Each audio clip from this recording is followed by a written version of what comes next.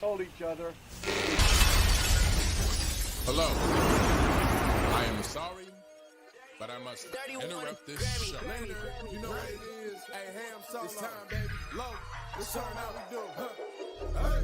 They said we said we hit. They said we said we on. They said we said we strong. They said we said we go. We say that you heard right. We say that you heard right. We say that you heard right. We say that you heard right. They said we said we in. They said we said we on. They said we said strong. They said we said go.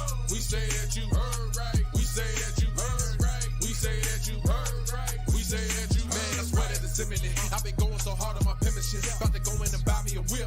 And I pull that shit fresh off the dealership. I can leave you in red like an Xbox. Got me laughing at you like you red fox. Got you chasing Hot Wheels like a matchbox. EA running the game and it don't stop. Super cold like I'm playing for Blitz. Got you all in my sights like Red Dead Redemption. Never gonna slip on my pimpin'. Better get out my way, bitch, I'm on a mission. Really ain't no competition. I'm steady grilling opposition. I'm get up and ready to win. They can play it how they play, but fuck what you say. I'm getting this money today. Last of us like a dying breed. Down the ride like a noble steed. Fatality moves, I make you bleed. That's on any game, that's on any screen. Shut up and give me your money. They said we so lit. Even if I take an L, we coming back just to show that we don't quit. They said we said we hit. They said we said we on. They said we said we strong. They said we said go. Greetings and salutations, ladies and gentlemen. Welcome to TSWS Gaming. This is the LowDown episode 75. I'm Loke7. He's Ham Solo, and our special guest, Mr. Boomstick XL, making it a triple threat this week. Usually it's a one-on-one. Now it's a triple threat. Welcome in, gentlemen. Before we go to Doom, Ham, how you doing? Oh man, I'm all right.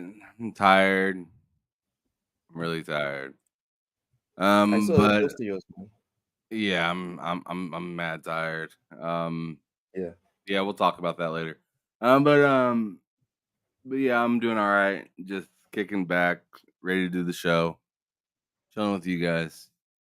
That's all. All right. Well, all right. Lots of enthusiasm. I love it. Boom. I'm trying to imitate that voice that you have there on your show. Welcome to TSWS once again, Boom. How you doing? It's a pleasure to be here. Thank you. I scarfed down a protein bar and I have my water right here. It's ready to rock and roll. Gentlemen, great. Thank you so much for the invite. Listen, we did a lot to get into. I mean, the gaming news is normally very quiet during the summer. Yeah. And not so much the case. I mean, there's just so much to get into, but thanks so much for the invite. Happy to be here. Thank you for coming through. No Thank doubt. you to Ham Appreciate for reaching out to you. That was very timely, and it fits your schedule as well, because as soon as you end yours, I think like 30 minutes later we're on. So literally, well, actually, I ended my show a little bit early because obviously we got to the three topics because I knew I was going to be here and I didn't obviously want to be late. Usually, it's my show ends at 2. That means I would jump in here. But listen, again, it's just jumping from one seat to the other. It's perfectly fine. But Nintendo Direct, man. I'm gonna get into that. It's pretty wild. Was I? Thanks, man. Is it Raichi? Welcome in, Raichi. Raichi says Nintendo makes better graphics on a gaming GPS than Sony and Xbox. All right, Sir X, man. Thank you so much for coming in early. Hit that like and share, everyone. Let's go. I did. Now it's your turn. Follow everyone's instructions, people. Follow Sir X man's instructions. He's old, which means he knows. All right. I meant for that to rhyme. Stanley Francois, welcome in, Stanley. Sir X says, "Boom, don't let Loke go IGN." Oh, come on. It never stops. It never freaking. I don't understand. Gunler says, "Never go full of IGN." All right. There's a problem with IGN here. Thanks for putting up this gameplay of Starfield. I just want to preface everything I'm going to say when we get to the Starfield topic that the reason I'm not playing Starfield right now is because I know I wouldn't play anything else. This thing is monstrous. I saw The mods I are just think it was, ridiculous, dude. forget the mods, dude. Vanilla Starfield is great. Yeah. Legit. It's legit great. I bitch about the loading screens all the time, but it's a legitimately great game. But yeah, okay. Sorry, Ham, you didn't say what you've been playing besides being tired. You didn't tell us what you've been playing. This is I a game. mean, do you really want to know? Yeah, I do. Make it brief. This Starfield, man. All right, boom. What you been playing? I've been playing Halo. I'm just trying to find the DLC for the new Forza Horizon DLC, which is the Universal Icon cars. Right. Knight Rider is in that. Back to the Future. All and three whatnot, yeah. DeLoreans from Back to the Future 1, 2, and 3, and the Jurassic Park Jeep. So I'm going to be playing that.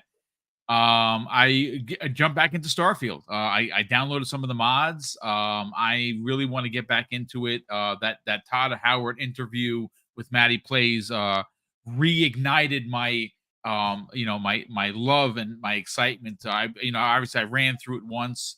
I started on my second playthrough. Now I'm back into it. Yeah, there's a new Game Pass game. There's a horror game that just launched this morning. What is it? Still Wakes the Deep. Yes, I want to play that. That game. It's on Game That's by the Pass Chinese room. right now. Yeah, it looks really good. Wait, it's on Yes. Game Pass right now. Yes, right. This morning it came out. Yeah, Still Wakes the Deep. Yep. Big facts, sir. All right. All right. All right. I'm just like I'm not Too angry many or games. exasperated because I don't like the game or that it's on Game Pass. Does anyone else feel overwhelmed by Game Pass right now? It's Anyone? it's a me. bit much. Yeah. No, you're not the only one. It's a lot. Okay. I ain't mad. Okay. I feel like that meme of like the sausages just hitting the chick's face, like the whole like 20, 30. Yeah, that's me. Ham, don't make that face. No Diddy. No Diddy. Okay. Just take the analogy. All right. Just go with the analogy. God damn it, Ham. You don't I'm have to- laughing because I actually could see it playing in my mind. Yeah, that was Exactly. something. That was a hell of a description. Okay, but boom. Ham makes that face because he likes making fun of me. But boom, be objective. Does this analogy not fit the situation we're currently facing with Game Pass? You know what? You're not wrong there, Loke. You're just not, Thank you. because again, there's last time I checked, in the universe that we're currently living in, this is 616. There are only 24 hours a day, You sure? right?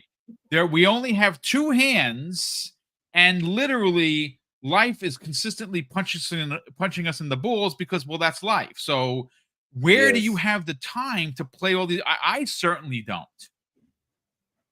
Yeah. I'm just saying, Game Pass made me start managing my time as a gamer. Like, I was like, okay, so I need 8 hours to sleep. I need 8 hours for work. Yes. Do I really need to give the wife 2 hours of my life after I leave work? Is that necessary? Like, do the kids really need me every single day? And then when Starfield came out, I was like, do I need a job? Like, is that crucial? You know what I mean? It is. That's funny. It is what That's it good is. stuff. Mac, Don Otaku, welcome in. Mike Johnson, what's cracking lacking? Yeah, but I just wanted to say again, like, I think there's too many games. There's too many games. Mike says, find the time. Yeah, sure, buddy. I'm just gonna reach into the ether and pull it out.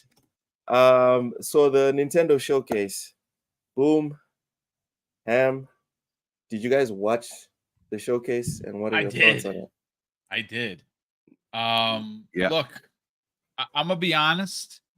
I quite enjoyed it because there were a lot of surprises there. First of all, again, your mileage is going to vary based on whether you appreciate them bringing back older games from like the Wii and the Wii U to the Switch.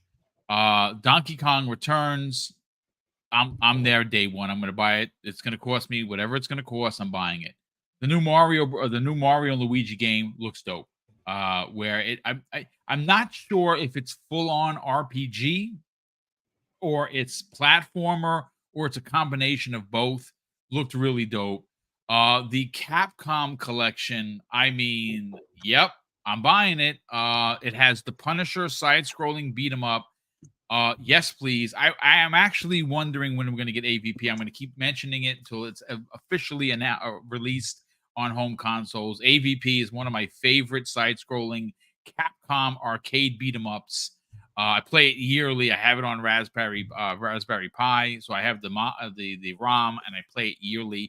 It's amazing. And Metroid Prime 4, I did not expect that to be here.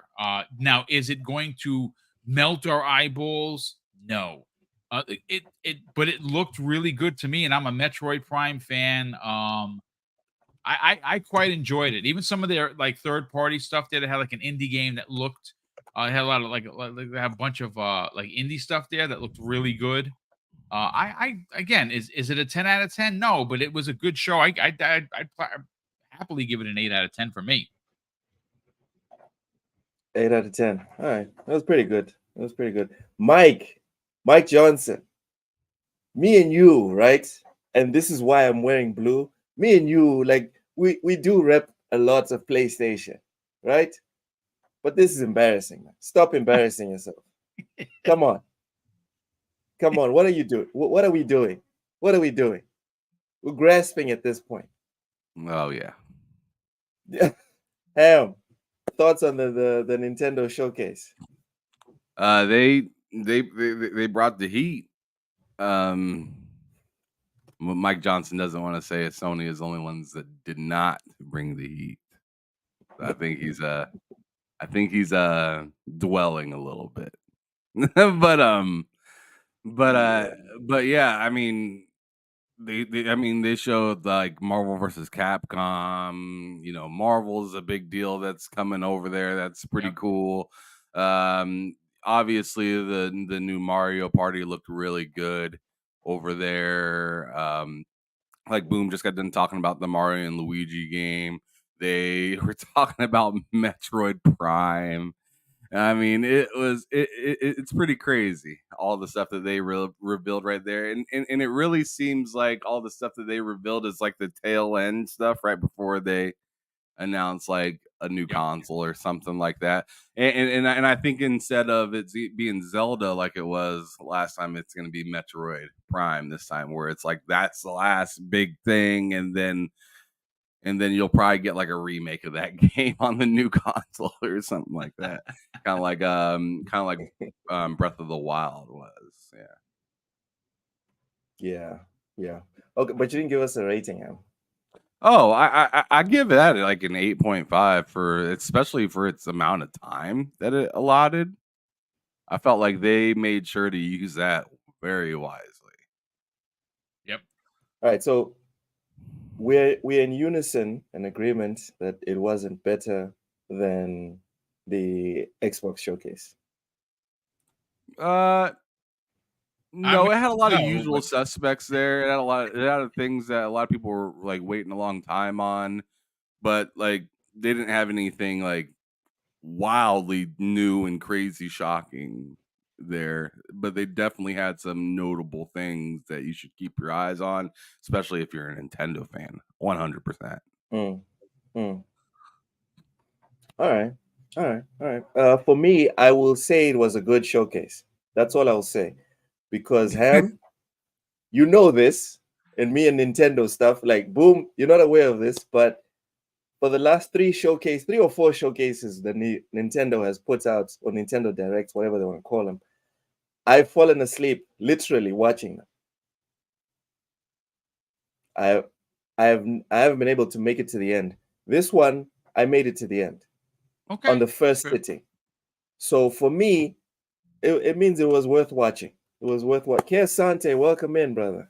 Welcome in. All the way from Wakanda, Ghana. Welcome in, brother. So what we do here on Tuesdays, Boom, before we get into the extra news topics and whatever's, we decided we'd like to look at game trailers and just look at video games, because we noticed that a lot of video game podcasts are not focused on video games in terms of just the fun of it. A lot of it has to do with comparing and talking about sales and is it on this platform? Is it not on that platform? So in this first section, we're just going to do our PlayStation Magazine version, which is just new games that maybe people haven't heard about or whatever, and just put out the trailers and we get to look at new games, essentially. Sometimes it's great, sometimes it's not so great. Ham, do you want to put those up or do you want me to put them up? You go ahead. All right. So the first one is a pirate-themed action game. Here we go. 1 minute. All right, there we go. So this one's called Captain Blood. Excuse the fact that it has IGN on the corner here. I know a lot of you are going to get triggered because of that, but just focus on the video game, okay? Focus on the freaking video game. All right, there we go. Let's watch it. World premiere. So if you guys notice, if anyone has any time to go and check this video, when you read the bottom part, god damn it. So they were messing with this. See here at the beginning, this is what made me like very interested in this game. They're making jokes with this. Game in progress does not represent final quality, blah blah blah, right? So it plays a bit and then it stops. But motion blurs is good. Is what? It is so fake. I mean, the whole thing is on big load, is one big load of bull. So the devs have a sense of humor. And the jokes keep going. Matt is not feeling well and we took away his keyboard. Please enjoy the trailer. So it's a funny-ish game. Didn't see much gameplay. The graphics kind of look not great for 2024. Yeah. It's very 360-esque, if you will. Yeah. Maybe Xbox One, PS4. Yeah, but again, this is not Hollywood, right? We're here for the games. I mean, yes, we all played Vampire Survivors, yes? Yeah, on a daily basis. Phenomenal game. Yeah. So game looks for like me, it has some pretty crazy weapons. Yeah, I It like looks the like it sense goes of from 2D to 3D sometimes. It's kind of weird. Captain Blood coming this fall. I'm psyched. I need to see more. It looks all right. It looks like it's gonna be fun. Okay, so it's on all platforms, even the Xbox One with those graphics. Might as well be. So yeah, that's Captain Blood, pirate-themed action game, launches this fall for PS. Again, I keep forgetting this because I'm not American. What does fall mean again? Winter. Like that. No, I'm that's talking about in terms of months. October, The month, September, more or less. October, November. Yeah. So so this fall would be like September, October, November. All right, roger that. I'm interested in this one. So what I'll do is bookmark this so I can add it to my wish list on Steam. Next game is A Quiet Place. If I'm not mistaken, this one was shown at the Nintendo Showcase. Where is it? Here we go. So looks like there's some horror in this one. Saber Interact. You guys watch the movies? Yes. No. And boom, what did you think of the movies? Oh, the films are fantastic. I know obviously they have a third one coming out, which is a prequel to actually when these things land on planet Earth. So it looks really good. I'm very, very excited for it. I definitely get down with the game. Okay. I only watched the first movie with Sandra. I think it was Sandra Bullock. No, that's The the second one- one where she's blind, where you can't look. That's what she's where you got to be blindfolded. This is the Oh, one this where, one says don't make noise. Right. Yeah, you can't speak. Otherwise, the things that hear you. All right. Yeah, it looks like a horror game. I'm all Mhm. set. Yeah, but this looks like it's just a trailer. Oh, okay. Okay. Because I was wondering, what does gameplay look? Is this what gameplay looks like? I would say probably. Yeah. Reminds me of that Alien. Remember Alien, what is it called? Isolation. Yes. Isolation. There we go. I like the creepiness to it. How he kind of kneeled before he walked through the door, but that looked like maybe a cutscene. The road Interesting. ahead. Yeah, not for me. It's on all Me either. platforms, but yep, not for me. Anyone in the chat interested? Go ahead and bookmark it, I guess. Deleting this. Next, we have Fate Fate Samurai Remnant. So this one, like before even seeing the trailer, I already know this one's for me. Wait, there's no trailer? I'm sure there What? is. You might have to wait for it to load. I'd be surprised if Oh, they this didn't have is a trailer for this it. this is an ad. Hold on, let me reload the page. What? They usually have a trailer. Lord, there's no trailer. This is just, it's an ad space that didn't load. Wah, wah, wah. Ah, that's unfortunate. Well, I'm still going to get this because I love the Fate games and the Fate anime as well. So, all right. Next we have Kaku Ancient Seal. Let's see what this is about. Unreal Engine. That's a good start. Looks like Kenna. Why did Saga choose him? Getting lots of Kenna vibes. Yeah, it makes sense. Is he cleaning up the area? Mm-hmm. See how it was nice and clean at the beginning and then it gets dark and stuff. I'm the end of the world. They all think they're the end of the world, these bad guys. All of them. I thought it was stop motion for a second. And I realized that's just StreamYard. Yeah. That actually looks dope. Oh. Yeah, this does Yes, look nice. it looks clean. Running The on walk water. on water, Very that's nice. pretty cool. I can't lie. Any Christians in the chat? If this game offends you, I'm sorry. All right. This game looks All pretty right, cool. I can't lie. Yeah, it does.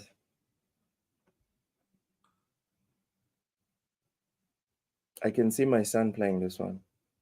And it seems like the type of game that might have Portuguese localization.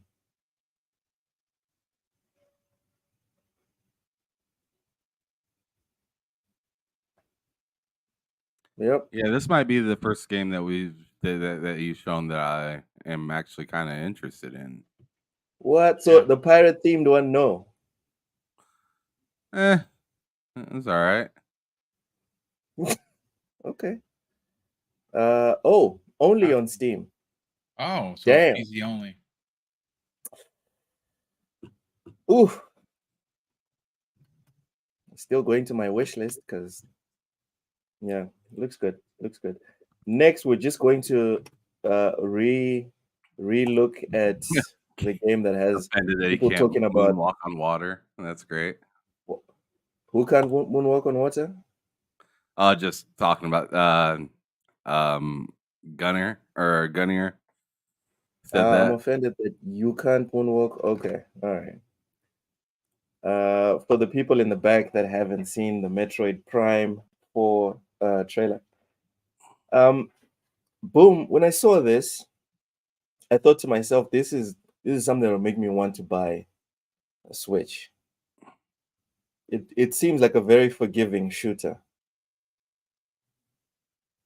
I mean, Doesn't seem like if Doom, you've for played example. the other Metroid Prime games, it does seem very on point to what you should expect. It's not Halo. It's not going to be like It's like not you're Doom. shooting. Yeah, it's not Doom. No, it's Metroid Prime. Again, if you enjoyed the originals, which I did, this was announced how many years ago? 5, 6, 7 years ago with a just a still image. So the fact that we're getting something is great. No doubt. No Looks doubt. kind of easy. It's been a long time that people have been talking about this game, and to a point where people thought it was kind of a myth, right? Yep. Vaporware, if you will. Yeah. And now it's here, and it seems like a fourth quarter kind of game Yep. where they're kind of coming out with it towards the end of their cycle or something like that. But it looks like it's going to be a big deal, and I could definitely see this game being sold twice. Like I'm just being honest. I could totally see it being sold on Switch and then turned around and sold on the next gen hardware. Yeah. Totally see that. And people will probably buy it. Oh, 100%. So They want to test out the new hardware and make it look all nice and everything. I could see that. guess what platform this is coming out for? No, we already know which one. It's the only one that Metroid comes for. Only But 2025, something to look forward to. Yep. Jeez. I mean, these guys do not mess around. It's like, yo, these games are only on our box and that's it. Last we have Not a Lego game. all right. So the last game. Oh man, you have to really know the lore of video games to understand what's happening on this channel. Fantasian, Neo Dimension, publisher Square Enix and developer Mistwalker have announced Fantasian Neo Dimension for PS5, Xbox Series, PlayStation 4, Switch, and PC or Steam. It will launch this winter. So this game has already been on Apple Arcade. I checked this trailer, but unfortunately, there's no gameplay here. So I YouTubed the gameplay because I assumed everyone here would want to see what the actual game looks like. So let me show everyone some gameplay real quick. Obviously, I went to IGN for the gameplay. It's turn-based, as you can see over here. Exploration is kind of, how can I say, surface level. You need to see it for yourself. So it's kind of still, but not really. I can this tell is you how that they I'm made all it. set. You're all I don't want to Boom. play this game. You're muted, Boom. I mean, I don't mind turn-based stuff, but like for instance, like right now, I want to die. I don't know if I'd play this. It looks like a decent RPG that gives you the turn-based stuff, but I'm like for instance, I'm going to get into the two what's the name of it, Octopath Traveler 2. That's like, that looks good. This gives me, look, I'm not gonna lie, because of the size of the characters and the size of the creatures, some serious Final Fantasy VII old school vibes. I mean, listen, if I don't know if I would run out to buy it at full boat, but I like turn-based RPG stuff. I'm feeling it, man. Especially it looks it's dope. I'm not gonna lie. Some of the creatures are really well designed. Yeah, it's a no for me, dog. Ham is not. It's not even any disrespect to the game. It's just like I got way too many games to play, and this game is just, it's not on the list. Oh, Frederick Williams brings up a interesting point. Says it's from the creator of Final Fantasy. There you go. Oh, all right. Yeah, maybe you can bring that back to life. I don't know. What do you mean bring it back to life? I'm playing Final Fantasy Remake for the first time, and I'm loving it. Yeah, we'll have a great time, bud. All right. fine. Let's move to some of the news that came out of the showcase, the Nintendo showcase. Let's get the bad news out of the way. So one of my mutuals posted this on Twitter. I wasn't even aware. Neo GameSpark says, guess they're not taking Xbox for a ride because Marvel vs. Capcom Fighting Collection is not going to Xbox. Ham. Oh, shit. Hold on. Don't I get copyright struck? Ham. Thoughts? Does this matter? Is this a big deal? I'm not even thinking about it, to be honest.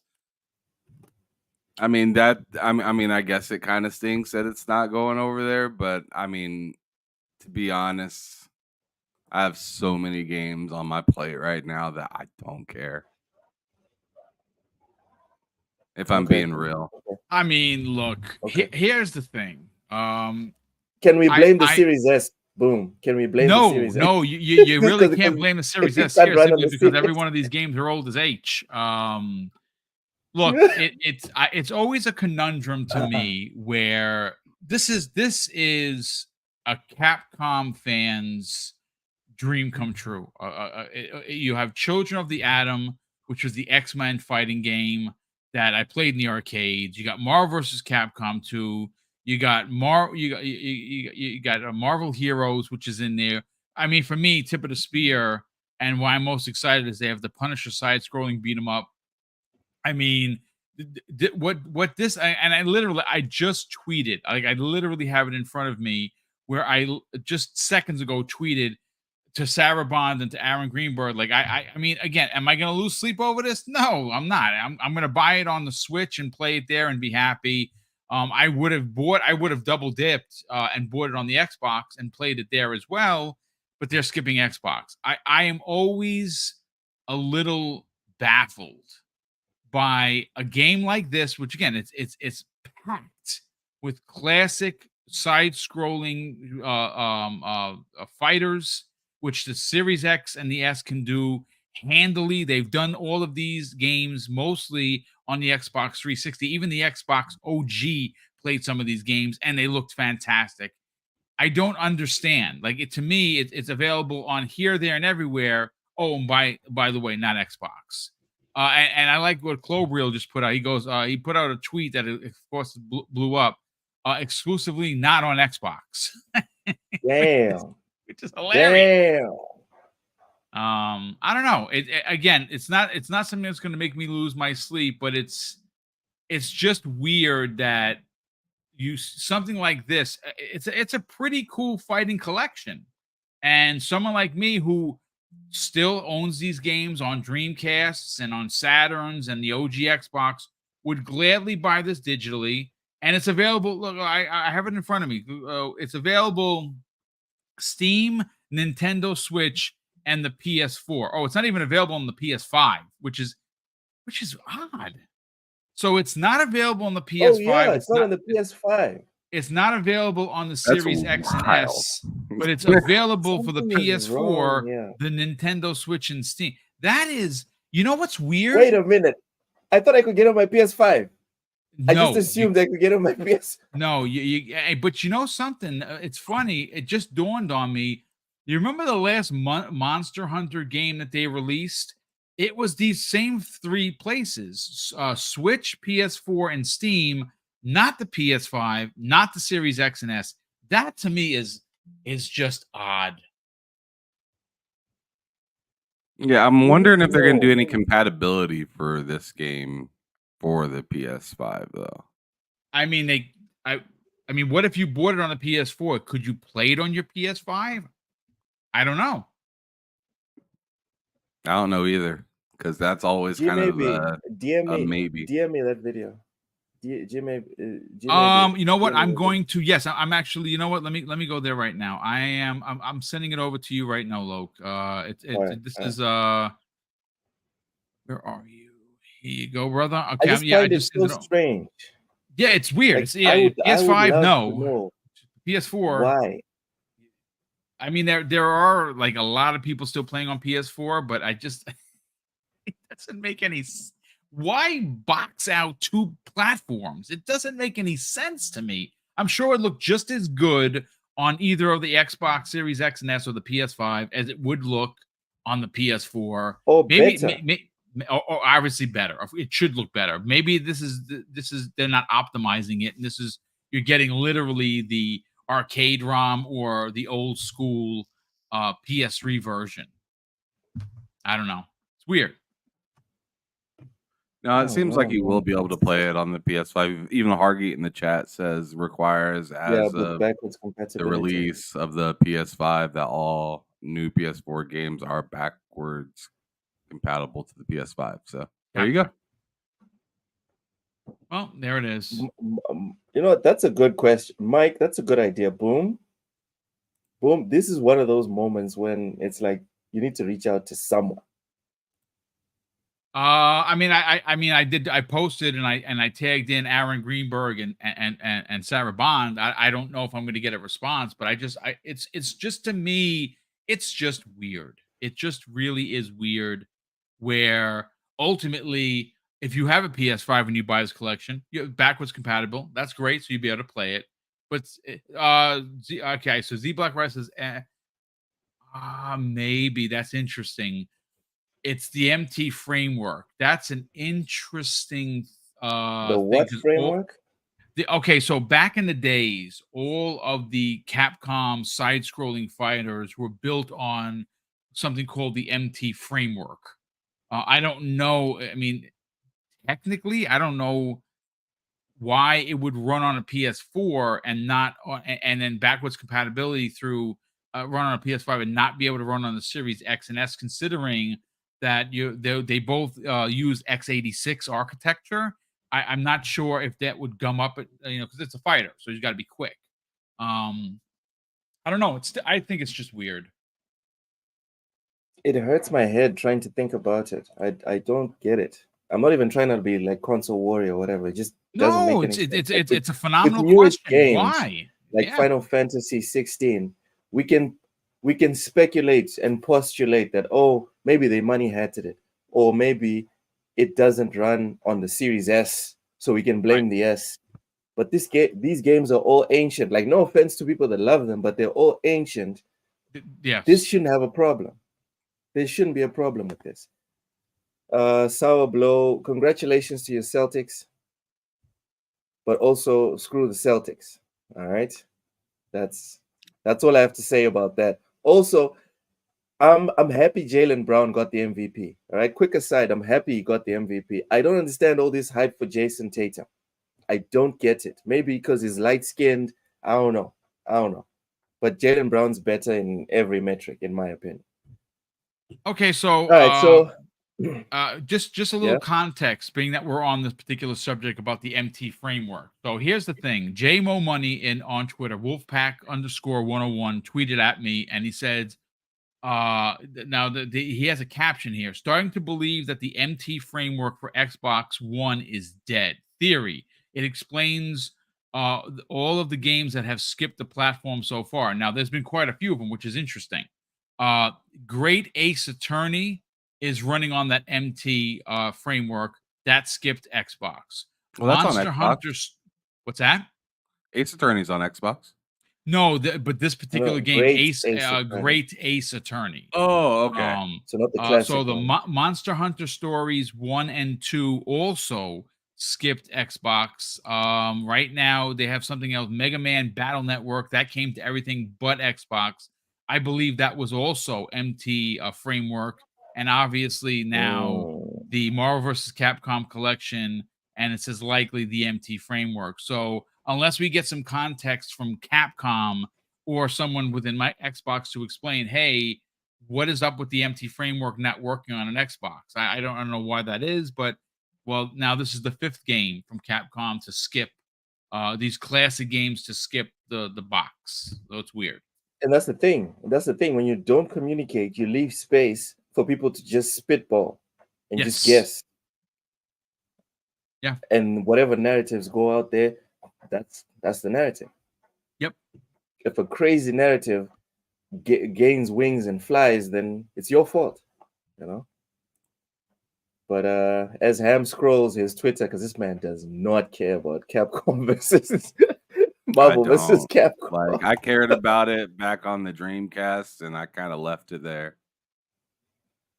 Yeah, I mean, like I said, I'm gonna I buy it on do- the Switch and happily give them my money. It's perfectly fine. I could take it on the go. I could play it on the big screen.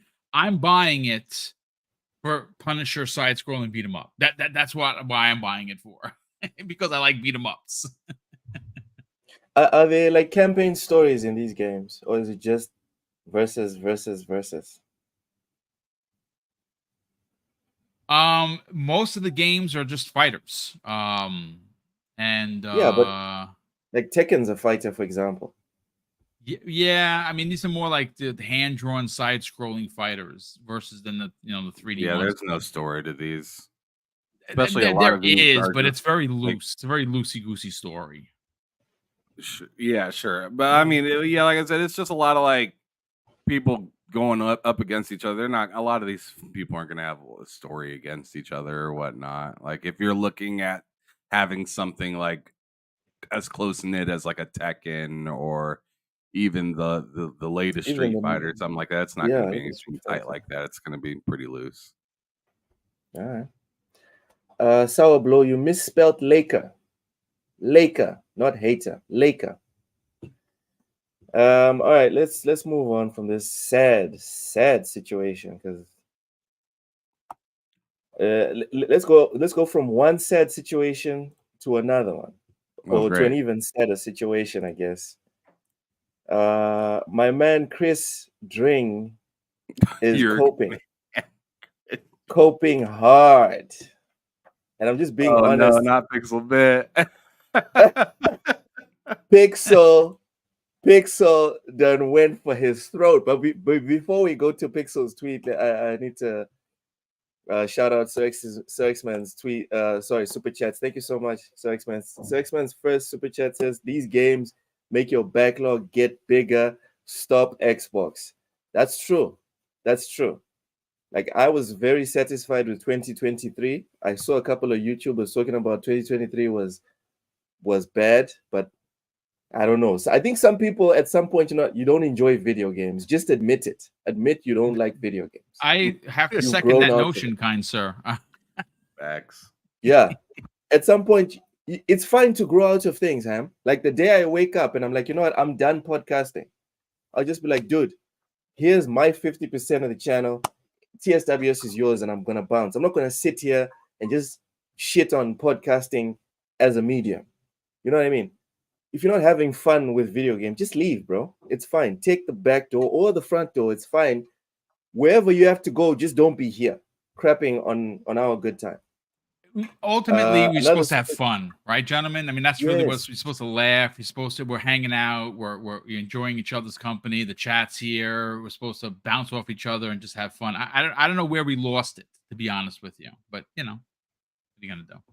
Yeah. A second super chat by Sexman says, "I'm buying it on Steam for the Versus series." Enjoy, Sir X-Man. Like I would be interested if there was something story-wise. I'm your prototypical pony that everyone likes to make fun of. If there's no story, I'm kind of like I'm out. You know? I mean, they're fighting games. This again, the story is loosey goosey. But interestingly enough, Yeah. I'll say this: if the next Xbox is rumored to be what we think it's going to be, and that is going to have a Steam app available, you'll be able to play these games on Xbox. You just download the game from Steam onto that Xbox, and boom, you're going. There you go. Yes, problem solved. Oh man, we spoke about this a couple of weeks ago, didn't we, Ham? Yes. If it gets announced, me personally, I'm definitely getting it. You have to, dude. It's going to be the one-stop shopping. I mean, like I'm not I'll put it this way: I'm not a Steam guy. Like I have a PC. I just don't play on PC. But there's a lot of games that, like for instance, Kay Asante plays. He's like, boom, you got to play this game. Like, it's only on Steam. But if the next Xbox does have the the Epic Store and Steam available, where it's just an app, you literally would go find your library. They'd get a new customer. I'd buy games on Steam, because then I would Yes. play it on my handheld on your Xbox. Xbox. Because the prices on Steam, It's boom. ridiculous, dude. I seen the Steam sales. They're just 200 games for a penny. It's just It feels like piracy. It does. It's very close to piracy, I love it. dude. Like, what was it? 5 or 6 months ago, Ham helped me pick out my gaming laptop. He's the one who told me, like, you get these specs and whatever, right? So as soon as I got the laptop, I went onto Steam and I started checking like prices and whatever. And dude, I would interrupt our shows, or even when I was guesting on other people's shows, and I would tell people, guys, so this game is $5 right now. Go and get it. Because I thought it was like on console, where you'll get like a super recent game that came out last year going for $5, right? And then it would disappear. I thought it was a one-off thing. And then mental 9 hours send me a link for gg.deals. Oh my goodness. That's where you find $2 games every single day. And but it's just $2 and it's a crap game. I'm saying I bought the Ultimate Edition, the Surge, the Ultimate Edition for $5. Wow. It's wild. It's wild. Another super chat by Sexman. Thank you so much, Sexman. Says, I have those Capcom fighters on my older consoles. Yeah, but it's always nice to have everything in one place. It's always it's more convenient. Ham, thoughts on Chris Ring's comment, yeah. So explain it first. I have no idea what's going on here. All right, so it's atypical of Christopher Dre. Yeah, essentially Xbox owned E3, right? Most of the internet agrees on that. Xbox owned the E3. Only psychos think the game showcase or the Sony State of Play won E3. Okay, so Nintendo came out with their Direct, and then Christopher Dring put this out. He says that awkward moment when they have to take back the not E3 winner trophy from Xbox, implying that Xbox pretty snide comment. It's implying that Nintendo won E3. Yeah, it sounds like somebody's mad. Yeah, I mean this is the tweet from, in lack of a better way to put it, this is your like what you'd expect from like a fanboy. Like, this is a fanboy tweet right here. Indeed. Like, to the T.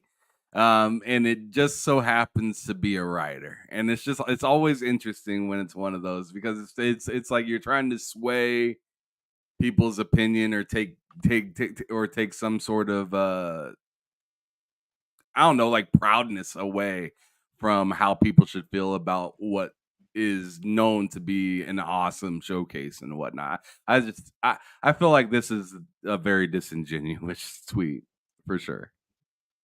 Well, I mean, he's doing what look, I'll never say everyone or everything of something, because throwing a group of people or a group of, let's say, gaming journalists under one umbrella, you really can't do. Not everyone is cut from the same cloth. Sure. But we know, gentlemen, that they're chasing SOEs. Like, that's the new, the new term for 2024. Everyone's doing it. Everyone's trying to chase, and there are podcasts that chase that as well. It's fine, but for the gaming journalistic community that we are referring to, that involves Christopher Dring, and I use the journalistic word very lightly because I have to agree with you. You are right where this is the wording of a fanboy, not a journalist. And you know what? I want to bring some context to this conversation, because FYI, ladies and gentlemen, this is the same Christopher Dring that wrote this: Astrobot beats Doom as the #1 wish list game of the Summer Game Showcase, And he goes into more detail where this is from, which I didn't know existed. The IGN playlist data reveals the purchase intent of gamers for the last 2 weeks. Interestingly enough, the same Christopher Dring did not put to pen to paper, so to speak, and explain that there was a long 2 week block for Astrobot, which I'm very excited for, and only a 2 or 3 day block for Doom. And it just so happens that another list came out, this particular list that he is referring to, where it listed the top 20 games that were most wish list. And you know what was not on there? Astrobot Nowhere on to that be list. found. Right. Astrobot. So, of course, I had to write to Christopher Dring, who now has me blocked. And I said, this is what the gaming media has become. I'm at a loss for words, to be honest. Another Christopher Dring article that spews absolute rubbish. The twists and turns to make positive news narratives are just wild. And I want to take it actually a step further, Lo, because me and you talked about this a few weeks back. When you were pretending to be sick because of the PlayStation Showcase. Remember that? Oh my God! So I right can't around believe that, you said that. remember right around that time period, we were also talking about how IGN swallowed up a bunch of different journalist companies, Outlets, right? Yes. And he just so happens to work for one of those companies. Am I right? Yeah, now he does, because IGN And now it's purchased like them. it goes exactly. As a matter of fact, let me pull something up real quick and share it on the Oh screen, my because I think God! this is going to be. I wanted to spend like to 5 me, minutes on this. to me, it's not just me or you or Boom. It is like the industry is starting to notice, like, hey, this doesn't quite look right. You know what I mean? So right Mhm. here, let me go on ahead and share my screen right here. Yeah, go ahead. So Oh, here we go. I saw this video. I did. This right is here. great.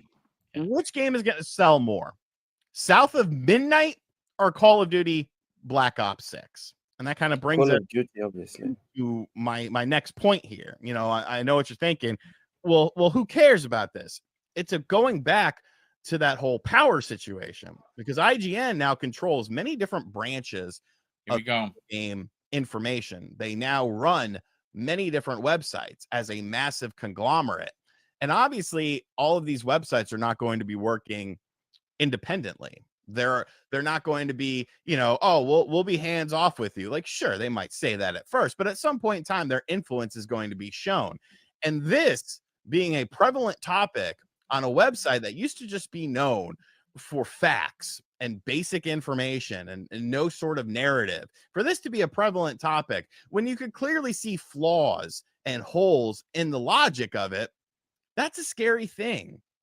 There's the competition is a good thing. I don't understand why it seems like a lot of younger people don't understand why competition is a good thing. You don't want monopolies. You don't want monopolies in any sector of life. You want choices. You want options. You want different things that you can do, different places that you can go. If there's only one restaurant, one cable company, one internet provider, one news channel, one sports channel, don't you think things are going to get a little bit murky? Don't you think narratives are going to be pushed, and any sort of pushback will be conceived as just crazy talk? Because the one place said it. The one place said it. Now all these other places that are subsidiaries of the main place are saying it. But I think this is the most disingenuous thing with IGN going on right now. Which game? There you go. Listen. You're not What I'm going to say, you guys are going to call me an IGN shill. No, it's already done. care. It's over already. All right, Yeah, whatever. you're already whatever. the shill. All right. Point. What I'm trying to say here is, remember when I went off and I was ranting about to Oshus about African stories in video games when he was bitching about Yasuke and whatever. And I was like, it's not up to European video game makers or Asian video game makers to make African centered stories.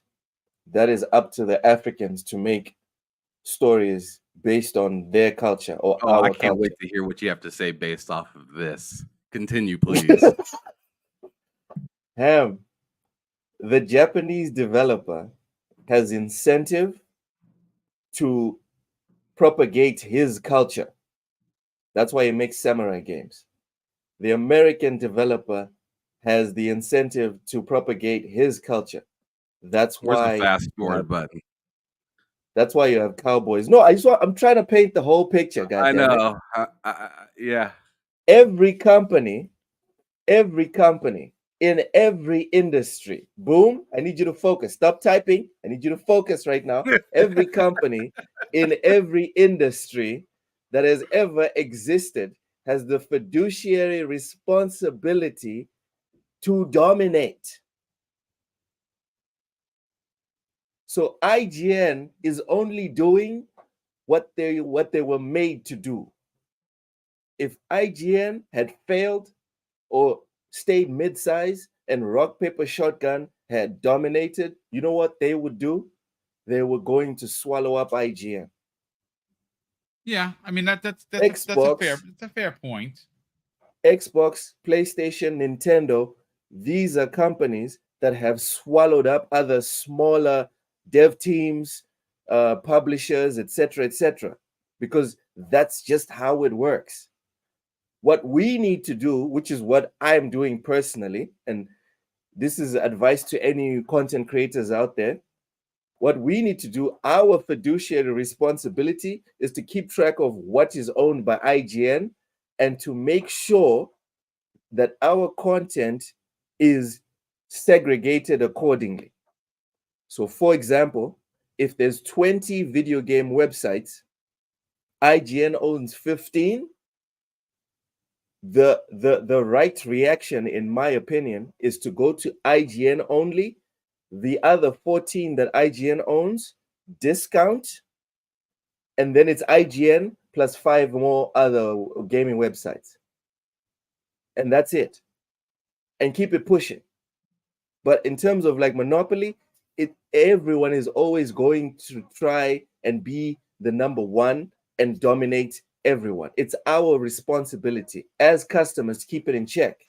Because when we stop interacting with the other 14 and only go to IGN, those other 14 you lose value, and then people can just focus on the diverse views. But it's not our fault. It's not our responsibility as consumers of the news on the net to keep Rock Paper Shotgun independent. That's not our job. The same way it's not our job to keep track of, is Microsoft being profitable with Game Pass? It's not our job to make sure Sony is making enough money with all the money hatting they're doing. Does that make sense? I mean, my pushback. I mean, first of all, I don't worry about like what they're doing. I know, first of all, I know like particular sites that are still like for instance, the sites that were gobbled up by IGN is them trying to better their business, right? I think my pushback to you is the difference between like Microsoft buying Bethesda and Activision, right? Versus a conglomerate, a media conglomerate who has a very specific narrative. They are supposed to be they're supposed to have journalistic integrity, and we know that they don't. Why don't they? Because they're chasing SOEs, and their integrity goes out the window because they have to keep the lights on. And a lot of these sites, like for instance, I specifically enjoy using VGC. And as a matter of fact, I got a chance to meet Andy Robinson out in LA, gentleman of a person. We had a nice conversation, and I've been using VGC for years. They're not owned by IGN. I will continue to use VGC. But I think there is a different conversation when you specifically see. Now, again, we know that right now IGN's bread is buttered 43+% of their ad rev comes the way of PlayStation. That is a known fact. You can go look it up. 43+% of their ad revenue comes from PlayStation. As a matter of fact, PlayStation was plastered and was the main backer for IGN Live. Facts. Go look it up. I do think that whether this be a PlayStation conversation, and let's say, for instance, let's turn the tides here, gentlemen. Let's just say it was Xbox that IGN was in bed with, and they were getting 43%.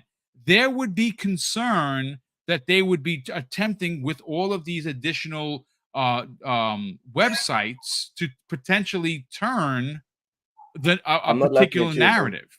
I'm just saying, like, it's concerning that a media conglomerate that already turns the heads of the normies for PlayStation are now getting more powerful, and people like Christopher Dring, who should not even be writing anything at all, in my opinion, based on some of his ridiculous rhetoric, has a job. Like, that guy's an actual journalist, and in his journalistic ideology, he decided today that he was going to post, "Oh, I have to go and pull the trophy from Xbox."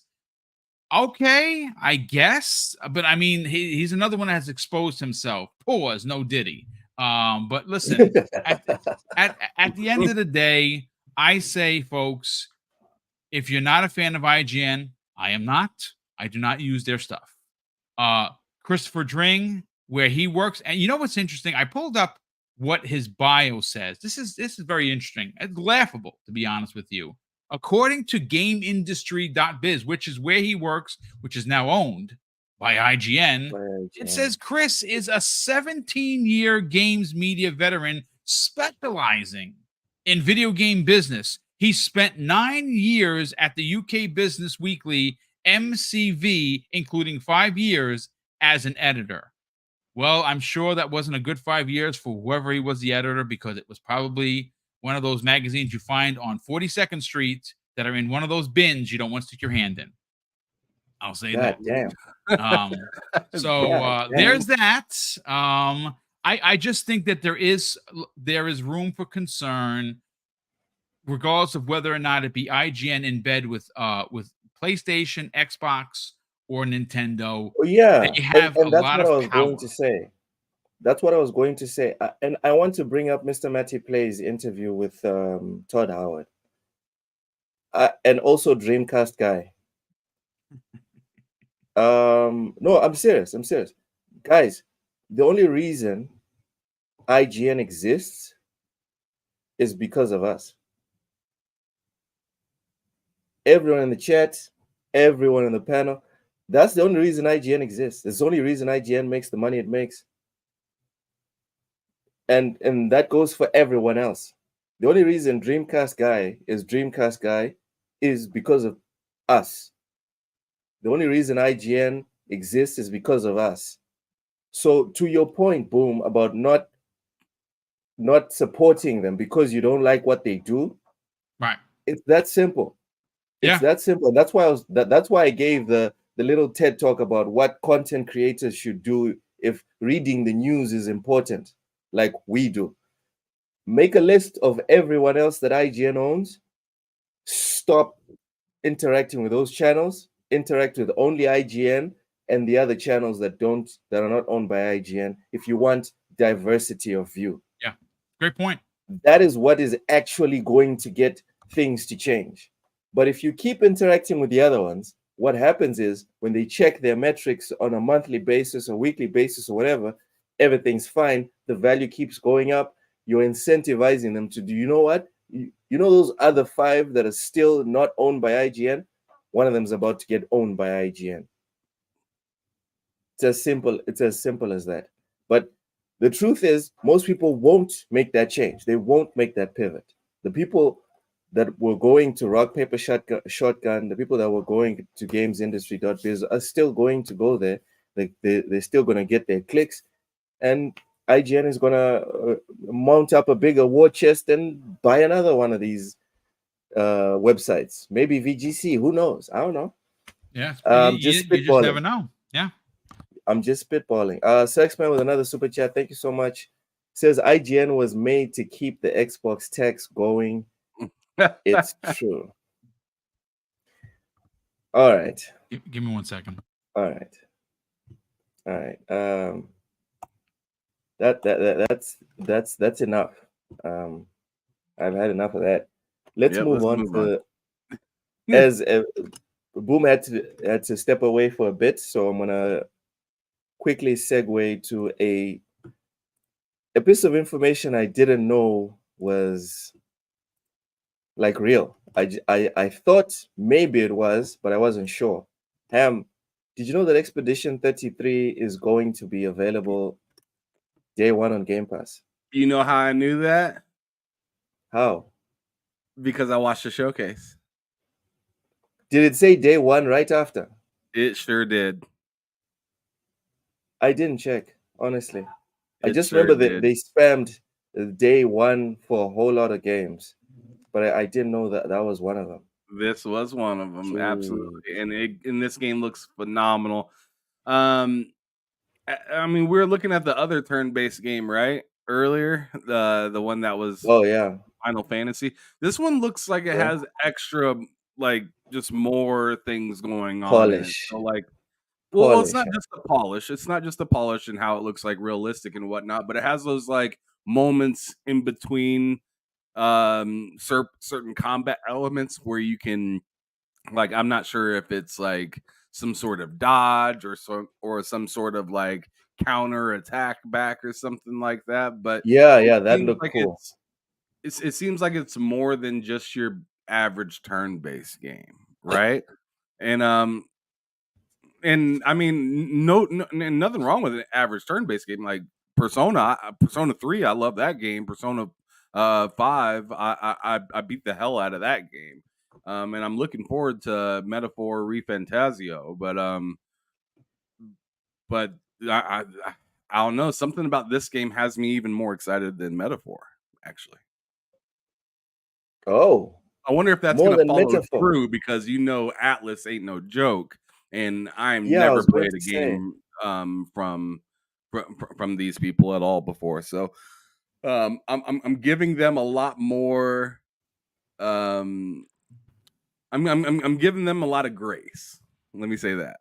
It's a lot. Giving them a lot of grace. A lot, because you're the Atlas guy on our channel. It is like the world's amount of grace is what I'm giving them, because to say that this looks better than an Atlas game to me might be insane.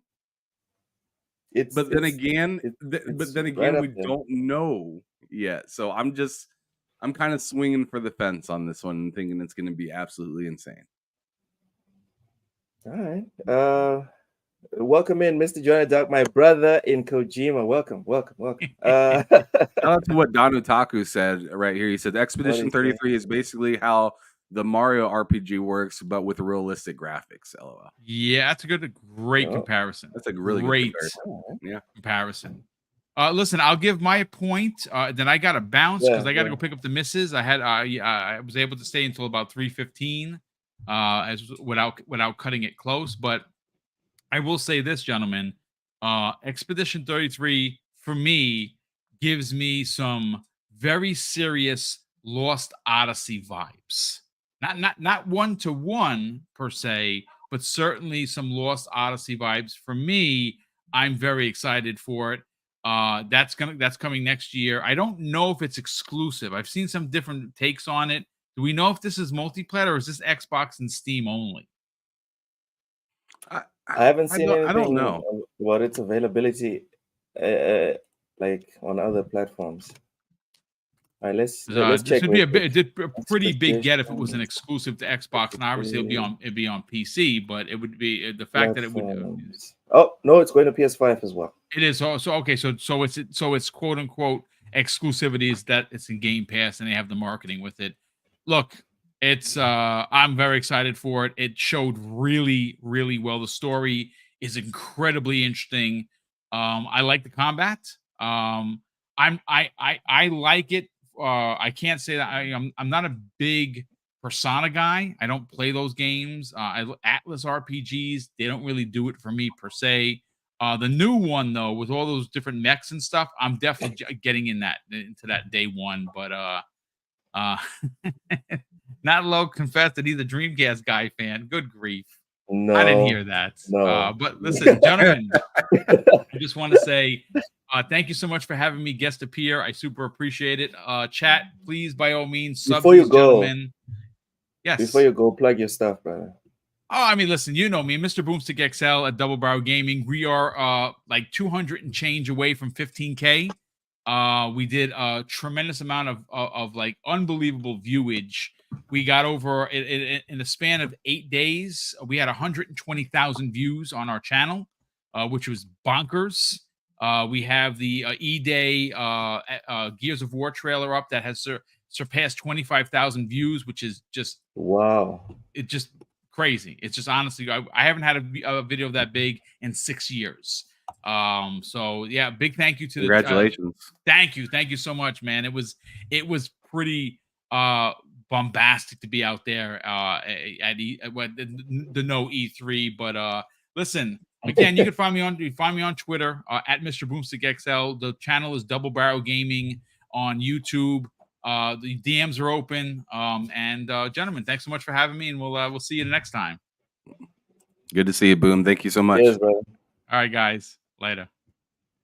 All right, so Boom's gone, but Hamothy, we now, unfortunately, we have to address some messy stuff with Starfield. I'm hoping you can guide me through, because you've been playing it recently and I haven't. So Todd Howard responded to the controversy over Starfield's $7 mission. Says we hear the feedback. So I highlighted a couple of points here. Stop me if you have something to add. Okay. In the middle of it. All right. So his first quote was, Howard says the studio hears the feedback from unhappy players and will take a look at that and how we deliver content like that in future releases. So what's the kerfuffle for anyone that doesn't know?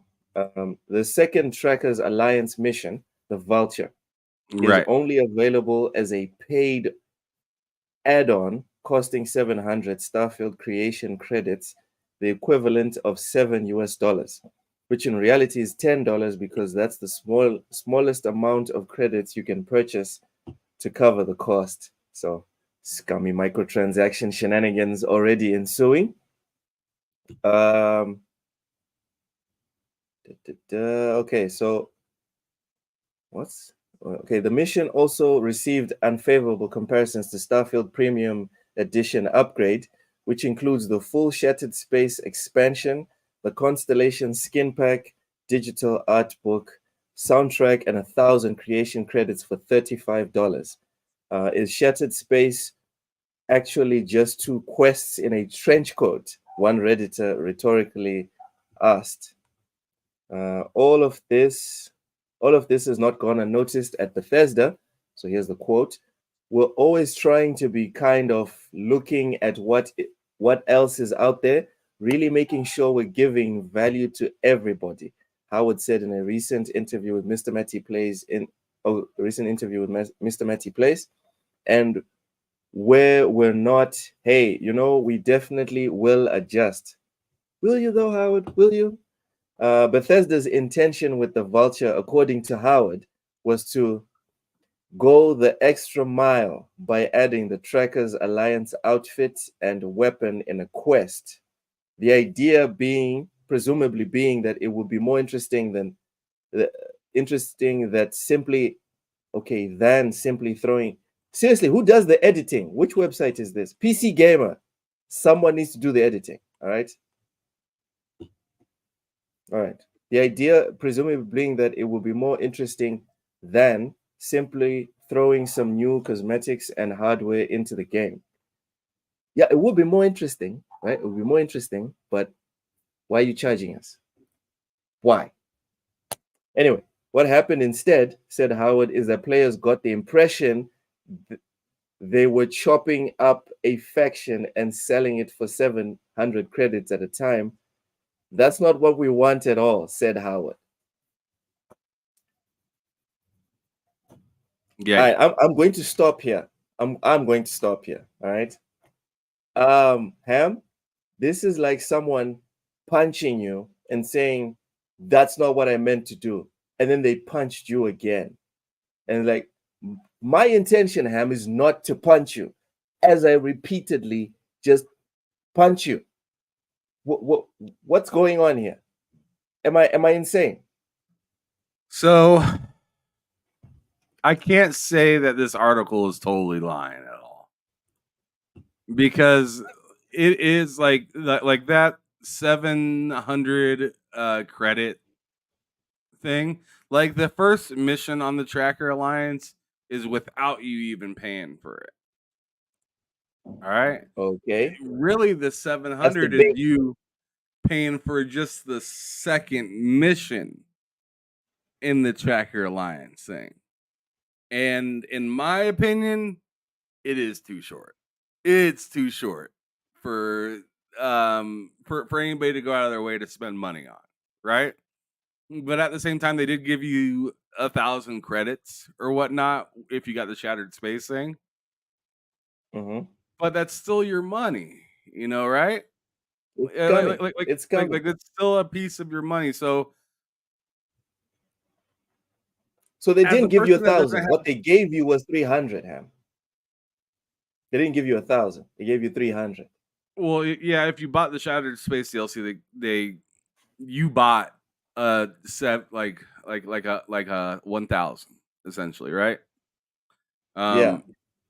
But what I'm trying to say is like, it's like the more I kind of sit and think about it, the less I'm very excited or happy about it, because I'm just like, that was like money that I had set aside that I purchased and pretty much just went to one quest, and it was like maybe an hour's worth of time. Damn. And so I could totally see where people are kind of getting a little frustrated with that. As I've said prior, I'm not the most like I don't know the most about all of this like Bethesda microtransaction stuff, because a lot of people bring up Skyrim and stuff like that.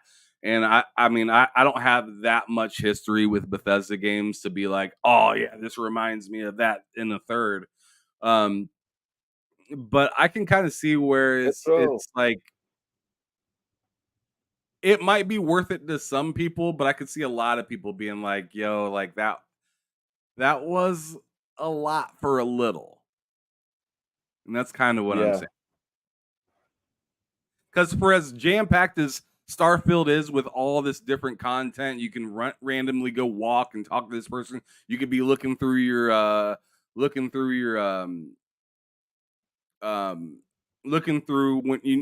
you look around and you can see all the different like areas of area that you're in. You can see like where the gun shop is and everything like that. Sometimes you'll see like an enemy walking in New Atlantis, right? Like you'll see random quests and have random quests. And I think that some of the random quests that you find that have nothing to do with the story, that are super small missions, are almost as long or just as long as that DLC that you paid for. And it kind of stinks. Yeah. Like that. Yeah. It's scummy. It's very scummy in my opinion. The tracker missions are dope. I'm not going to say they're not dope. It's just, for me, paying money for one mission, I could see why some people would be like, yo, I don't want this to be normal. Right? Yeah.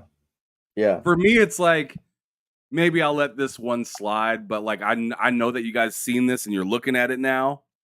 So please let's not do that again. That's kind of where I'm at with it. But at the same time, At the same time, I don't have a problem paying more for a good amount of content, right? But one mission in an alliance is kind of like that's a little expensive. I'm not trying to be paying to do bounties that I get paid for. You know what I'm saying? Like, Dude, it's what are we weird. doing? What are we doing? And to Fark and Medlikes Games, who are cool with paying for this, for me, I guess this is why they want to capture the new generation. For me, because I grew up in the generation of buying a game and getting said game, I cannot reconcile. Like, my mind will never be able to reconcile. I don't care if they do it on Metal Gear. Even if they do it on Metal Gear, I cannot reconcile buying a game, right? Buying a full game, $60, $70, and then paying microtransactions for stuff in the game. My mind will never be able to make peace with that. I can't do it. My whole thing is it's like $7 for a mission, that's a lot. But if they were to give me like 10 missions for like 10 or 20 or 10 or 15 missions for like 15 20 bucks, then I'm like, okay, I can understand that, because that's like a whole line of stuff to do. And each mission, right? you want it to be like medium sized. Like, how many hours are we talking? Like I'd like to at least get like 10 hours, like anywhere between like 5 to 10 hours worth of content out of that. That'd be nice. Per mission. Not per mission. I'm just saying, like, per that $20 I spend to get that extra DLC, I'd like to at least have like 5 hours in it or something like that. That'd be cool. 5, 6, 7 hours. That'd be amazing. I mean, because think about it, a whole ass game like Hellblade is only like 6 hours long. So I don't want to be too greedy. I don't want to be like, hey man, give me a whole another 20, 30 hours of a game. I'm just asking for like another like 5, 6 hours or something like that for like $20, $30. That wouldn't be bad. But like $7 for like an hour and a half maybe of a mission, that's steep. Okay, Matt. All right, gotcha. Because I'm also not paying for it. Bump that. When I eventually go back to Starfield, which I will eventually, I will not be paying for this. If it's not free, I'm not paying for it. I'm not doing it. I already bought your game. Now you want me to? No, I'm not doing it.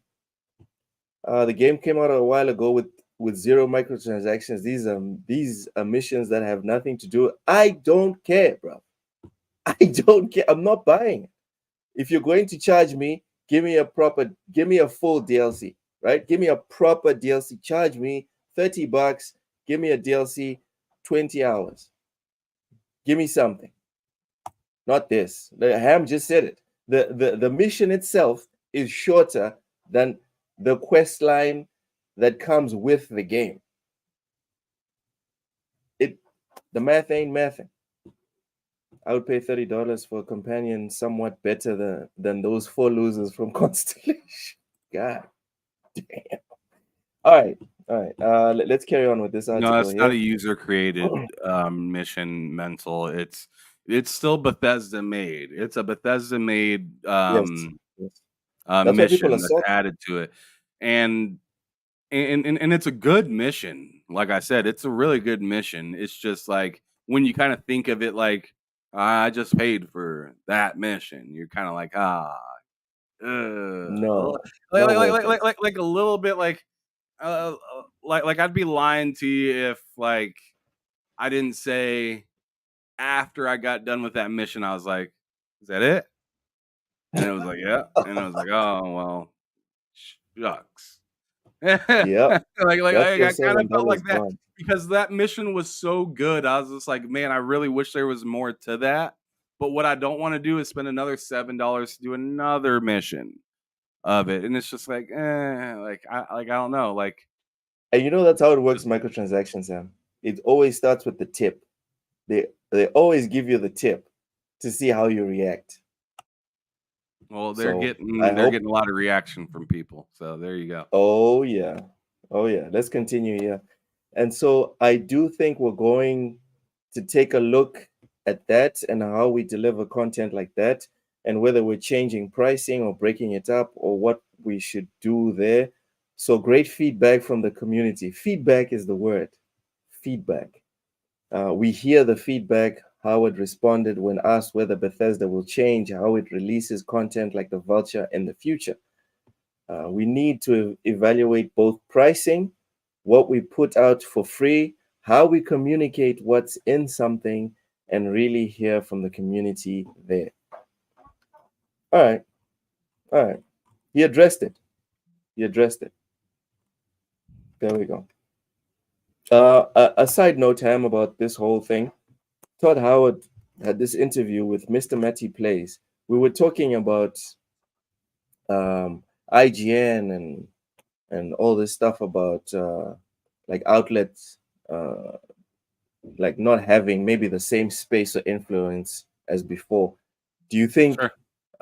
Howard going to do this interview with Mr. Matty Plays is an indication of the shift to like more content creators, or is this just a one-off? I think that whole idea of a shift has been there prior to this. So I think that wasn't this wasn't like an immediate like boom situation. It was like more or less like a continuation of what has already been kind of laid out already. So like I personally don't think that if I'm being flat out blunt with it, journalism is losing credibility. Flat out. Journalism as a whole. At least in gaming, but I'd say as a whole, because if you look at it, like when people go to look at their weather or storms that are going down, people are going into YouTube and watching YouTube meteorologists talk about stuff instead of looking at their own local news, and that includes me.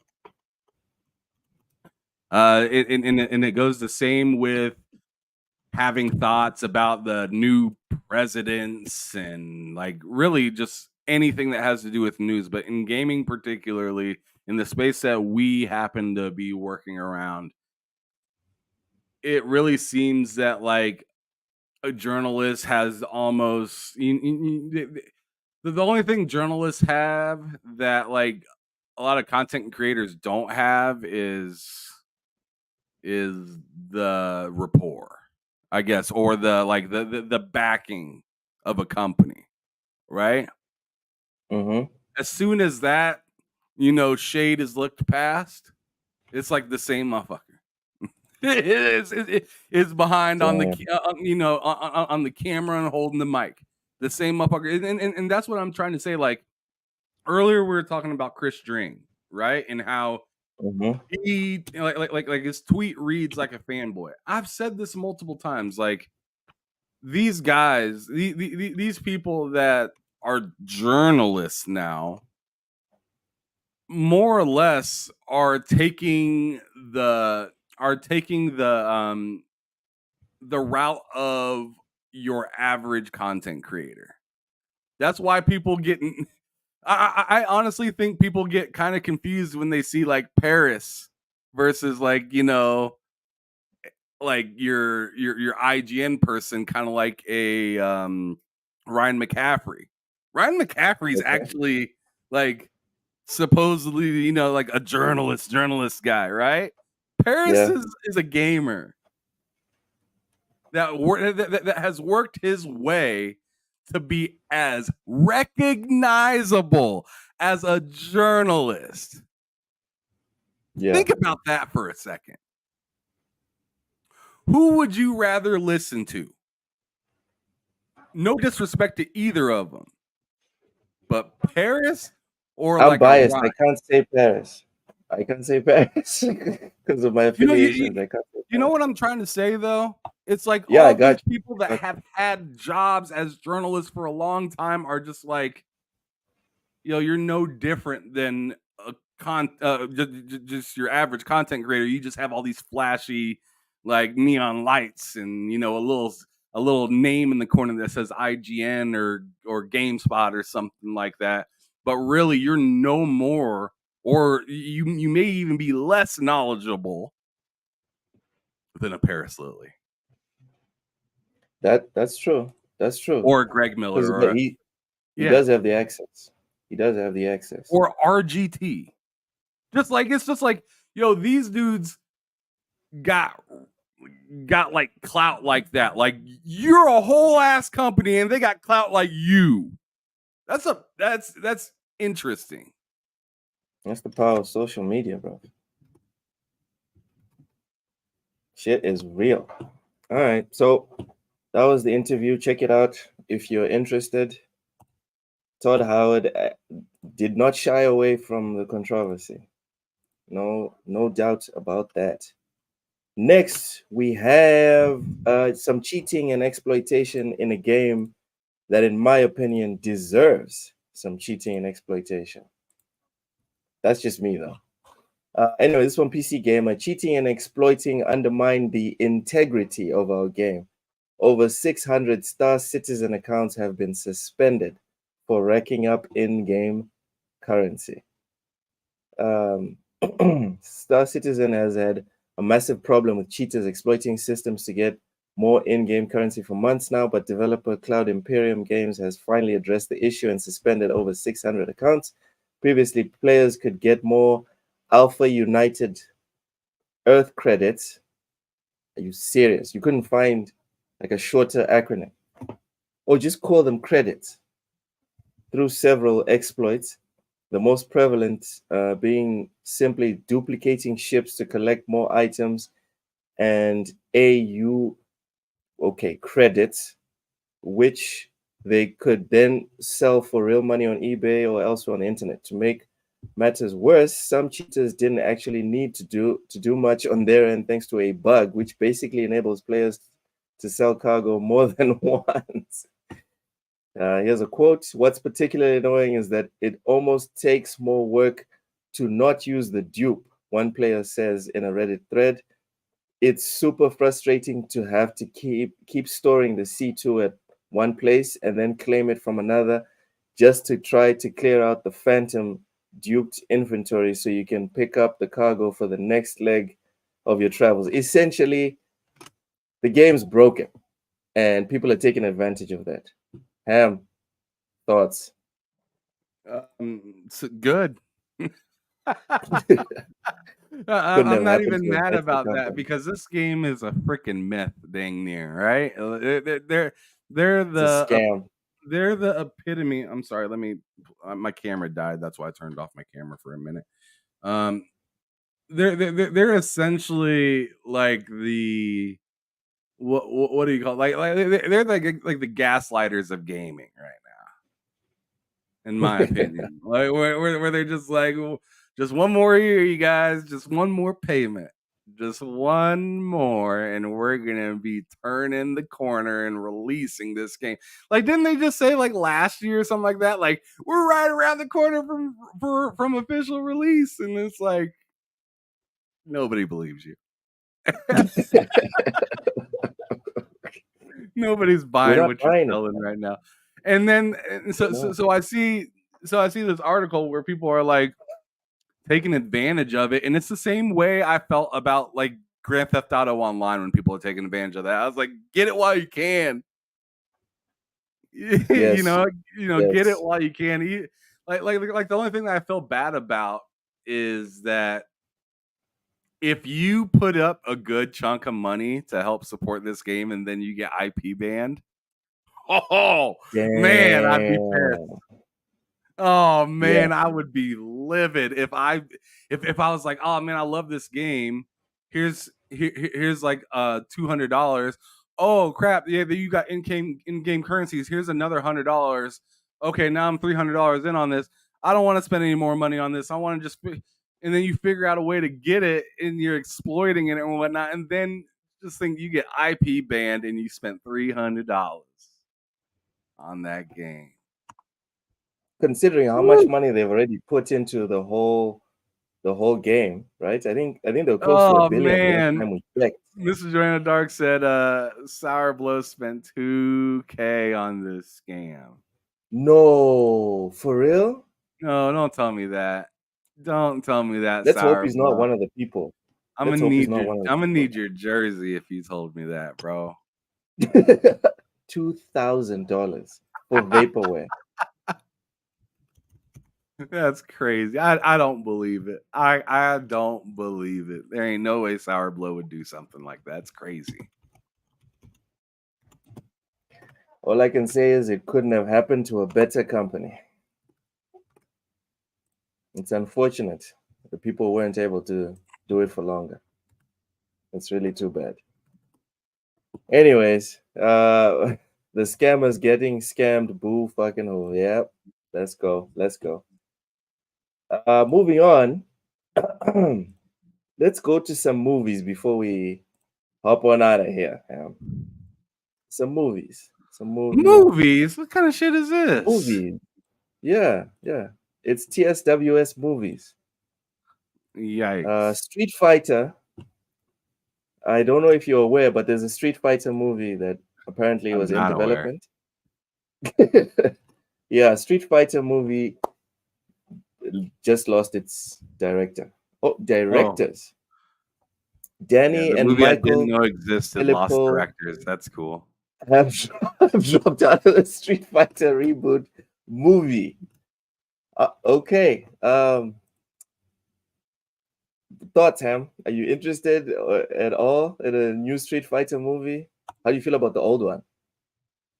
I mean, let me put it this way. If they come out and do something amazing and like I can't go like a few like I can't go a couple of days without seeing some sort of promo for it, I'll check it out. But other than that, I could care less about this. And most of the Street Fighter movies, like I just thought were kind of cringy. Even the one with Jean-Claude, that was even kind of cringy. Yeah. So I'm just But like, at the time, I had a all set. blast at the time. Sure, it's fun. It's like, you know, it's like watching the original Mario movie. You know, it's like, oh, that's cool that they had that, but it's not something I'm trying to watch again. Like I'm all set. Like a modern reboot, you wouldn't want to watch that, or just to see like a trailer. Like how bad can it really get? No, I'm good. I'm not You're in all the. set. I'm not here trying to look for things to be bad so I can point and laugh. I'd rather Man. use my time for something that's interesting and fun instead of trash. So Damn. All right. Well, here's another movie for you. Sony God damn it. confirms another Uncharted movie is still happening. Good. Make a game. Did you watch the first one? Make a game. Jeez. Are you trying to Yes, say I the watched the games are first one. It movies? was pretty good. Make a game. What's up with all this Naughty Dog IP having more movies than they got video games lately? This shit Or is TV trash. shows? Like to me, it's just like, is that really what the IP was made for in the first place? It's good because it's starting to feel like now that they got notice that they're like, fuck the game. Let's give you something to watch instead. I feel, remember last time we spoke about this, that a lot of people have moved into gaming because that's what is popping right now in terms of entertainment. But that's not really what they want to do. You know what I mean? That's not their passion. I think that's part of the equation here. I think a lot of people, the Naughty Dog devs included, not really there for the games, for the gameplay. I think a lot of people are there because they want to make movies, they want to make TV shows. They want to write books. Who knows? But video games is not like the main focus. I kind of disagree with that because I mean, I feel like this comes from more people at the top than it does your average developer and stuff like that. So, like, this is like Neil Druckmann or like really like. But is Neil Druckmann not Naughty Dog? I see what you're saying, but like, I just have a hard time saying devs, in because that's a really broad. Oh yeah, brush. no, I'm not talking about the devs. I'm not talking about the devs. The devs do what they're told to do. I'm not talking about it. I'm talking about people in leadership positions, people that can make decisions. Yeah, that's all. I'm talking about the people that can make decisions, and I don't like referring to them as devs, right? I like to refer to them as management. All right. Right. That's a good point. That's a good point. I retract my statement. I meant management.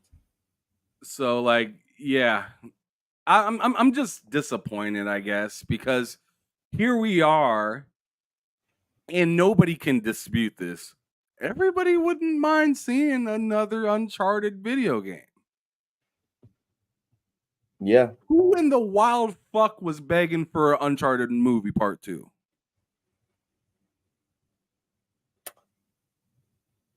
You see what I'm saying? I haven't seen that person. Like the streets is asking for one thing, and you providing another, and then you coming back to the table like we good, and it's like no, we're not. Actually, that's a Sony cliche, huh? Everyone's asking for Bloodborne a glass of milk. This motherfucker brought me a Gatorade. It's like, what the fuck is happening right now? Same way everyone's asking for Bloodborne on PC, huh? It's not happening. But see, that's different. But see, that's different because it hasn't been on PC. Bloodborne hasn't been on PC. Uncharted hasn't been on PS on PlayStation, right? And now it's going to movies, which sure is, you know, something that you could clap for and be like, yo, I like that. That's dope. But it's just like, why are you now making your second movie with no game in between? Do you see what I'm saying? Mm-hmm. Like, this is a sequel of like what are you trying to do? In my opinion, are you gonna revive the Uncharted franchise or something like that? Like, what's this game? I mean, what's this movie motivating people to go to? Like, as for the Last of Us TV show, I could see them when they came out with the Last of Us or video game for PS5 and PC and Last of Us Part 2. At least they were like, hey, I mean, not to say that that was great either, because it was still a money grab, but it was just like, hey, this is going along with the game, like TV show, game, bam, done. Uncharted is just like Uncharted movie. Game was a little while back. Uncharted movie, another Uncharted movie, and it's like, wait a second, where's the fucking game in between? There's nothing like to me. It'd be cool if they brought this movie back and then said, hey, I mean, maybe they are doing that. I don't know. Maybe they're bringing this movie out to then say, hey, we got another adventure for Nathan Drake. Watch the movie and then get ready to play the game. That would be cool. But none of us know about an upcoming Uncharted game. All we have been told forever is that Uncharted is pretty much hung up right now, or going to be given to somebody else to work on, because Naughty Dog is too busy. Which is wild, because it's like, what have they been busy with other than remakes? Maybe they're canceling a game that they spent years on. Rachie, to your point about Fallout, the Fallout TV show, it's not really a good point, because it's not like they had like a Fallout game and then they abandoned the IP, then they made a movie, and then they made another movie, or they made a TV show, then another season of that TV show. That's not what happened. What happened was we got Fallout 76. A lot of people didn't like it, me included, right? And then they gave us a TV show, and then they updated Fallout 76 with a whole bunch of stuff from the movies, came out with freaking apparel and whatever, and connected the two, and the hype just exploded. Right. Like you can 76 like you can and the play as TV show. whatchamacallit. You can play as what's his name? The Oh yeah, God, the the ghoul. ghoul. Thank you. Yeah, you can play as the And ghoul. even And that, so it went hand in hand. yeah. Like you're saying, And even if they didn't make the connection, Raichi, it's not like they made the TV show, then they made another TV show or another season. They just made the TV show, and we're assuming we're going to get some Fallout content before the next Fallout season, which, if I'm not mistaken, I think is scheduled for 2026. Until then, all this stuff is already happening on the side with Fallout 76. So it addresses Ham's point of why are you leaving the video game, the meat and potatoes on the side, and you're catering to the extras. You're catering some green beans, man. Matt likes Matt. Why you like this, Matt? Why you like this? I don't understand. Ma, it's been a long time. Yeah, man. Welcome in, Stank Ma. MVC2, can't wait. Been waiting for it. What's MVC2? Marvel vs. Capcom 2. Oh, okay, cool. Yeah, Ham, I put up the E3. I'm calling it E3, dude. The same way we refuse to call it. I'm just calling like it E3. I don't care. Just like your mama used to call your doing the same PlayStation and things. Nintendo. It's still the same thing. You're doing it in the same place. You're doing the same activity. It's E3, dog. It's E3.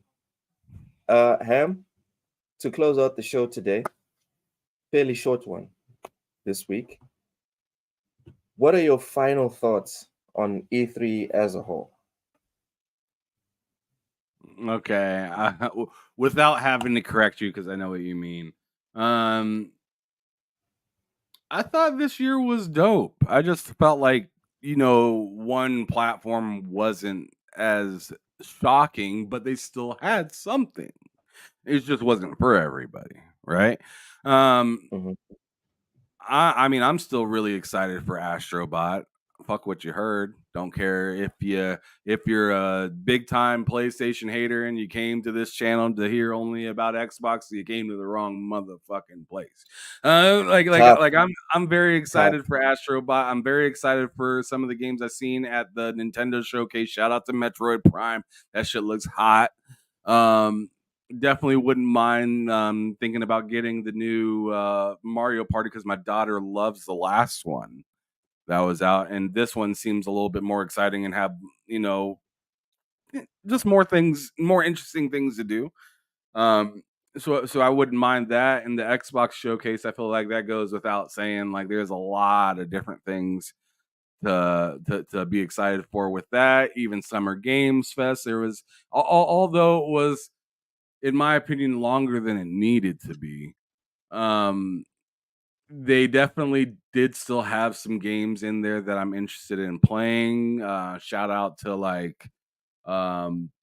Star Wars, Star Wars from Ubisoft. Assassin's Creed was looking good. A game that was their first Descendant. That looks really interesting, although that's a free-to-play game. It still looks really good and fun. I mean, in my opinion, when you talk about this whole last month and you call it, the E3 roundup or whatever you want to say, like I felt like the recent showing of games just reminded a lot of people that bitch and whine all the time about gaming being on its last legs or dying or something like that. That tells a lot of those people to shut the fuck up. Gaming is doing just fine. You just don't exactly like what you said earlier. You just don't like games. You just don't like games today. Like that's what it is. The industry isn't dying though. It might be in flux, Yeah, like if somebody says the industry is in wild flux, I can look at that person and be like, you might be onto something. But if they say the gaming industry is dying, then I'm like, hypercharge unbox. Shut the fuck up. like you got a super duper small dev team raking in money without making millions of dollars off of sales and being able to port it to multiple different platforms. Gaming isn't dying, it's changing. And like I always say, or one of my favorite Chinese quotes, past performance. No. Where there's life, there's change. All right. Where there's life, there's change, people. You should change your name from Loke to Proverb. I always have these quotes, right? But it works. I think it works. And on that note of positivity that Mr. Ham Solo just pointed out, let's close the show out, not with us plugging our stuff and our shows or whatever, but just sharing peak enthusiasm for video games. These are the people that still love video games. All right. What up, Yo Donnie? Or should I say the person? Hey, Yo Donnie, welcome in. I believe there was tool and ground farming. Take you for a ride. What the? 7 arcade games featuring Marvel and Capcom characters are fighting their way onto Nintendo Switch as one collection. What? Flash and X-Men versus Street Fighter. What the? Duke it out in Marvel versus Capcom 2: New Age of Heroes. And more. Select online mode to challenge rivals around the world. He's drooling and everything. Or listen to music from each game. I wanna take you for a ride. Marvel vs. Capcom Fighting Collection Arcade Classics launches on Nintendo Switch this year. What is happening? Mario Party mini games yet. Mario Party. Well, it's okay. Thanks, Mario Party. What the fuck is happening? Half price when they're on flash sale. But act fast. Ride around and stay on track in. I believe there was tool and ground farm. And that's really what it's about, people.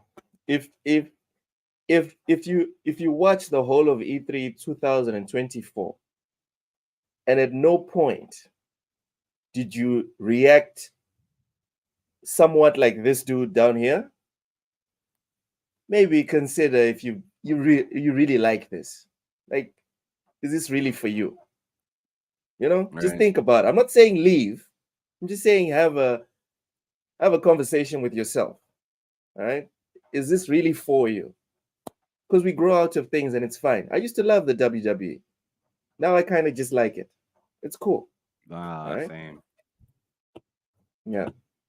Anyways, our weekly schedule is as follows. Sundays is for Loke's Gaming Log. This is a podcast where I decompress from the weekend gaming, usually accompanied by Mental 9 Hour and another guest or two at 2000 hours Central African time. Mondays are for the crossover at 2:30 p.m. Eastern, where Ham Solo and K-Mega discuss Xbox-related stuff. Tuesdays, me and Ham Solo duke it out in a quickfire discussion centering on video game news on the Lowdown at 5 p.m. Eastern, like we just did here. Wednesdays, we're off on TSWS, but Ham Solo does feature on Matt Likes Games channel for the two-player podcast at 4 p.m. Eastern on Matt Likes Games channel.